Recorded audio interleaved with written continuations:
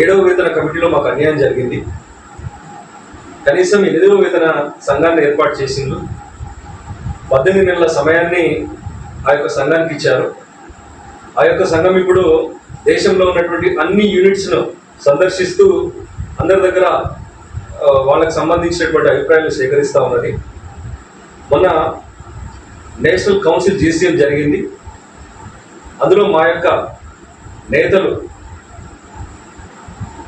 National council సంబంధించినటువంటి మా యొక్క లీడర్స్ ఈ యొక్క 8th సిపిసి ముందు ప్రధానమైనటువంటి డిమాండ్స్లలో ముఖ్యంగా 18,000 కనీస వేతనం నుండి ద్రవ్యోల్బణం పెరిగిపోయి 10 ఏళ్ల క్రితం ఉన్నటువంటిది కాకుండా ఇప్పుడు ద్రవ్యోల్బణం పెరిగింది.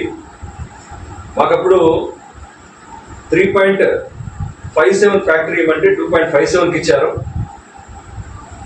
వేజెస్ ఆ విధంగా పెంచి 18,000 మినిమం వేతనం ఇచ్చారు. మేము 26,000 అడిగితే 18,000 ఇచ్చారు అప్పుడు. కానీ అప్పటికిప్పటికీ లాట్ ఆఫ్ డిఫరెన్సెస్, చాలా చేంజెస్, చాలా మార్పులు జరిగినాయి. ఇప్పుడు మేము ఏమడుగుతున్నామంటే 18,000 కనీస వేతనం నుండి 69,000 కనీస వేతనాన్ని మీరు ఇవ్వాలని మేము డిమాండ్ చేస్తూ ఉన్నాం. 3.833 ఫ్యాక్టర్ను మాకు కొనసాగించాలి, మాకు ఇవ్వాలని ఈ యొక్క 8th పే కమిషన్ను అదేవిధంగా ఈ ప్రభుత్వాన్ని మేము డిమాండ్ చేస్తాము.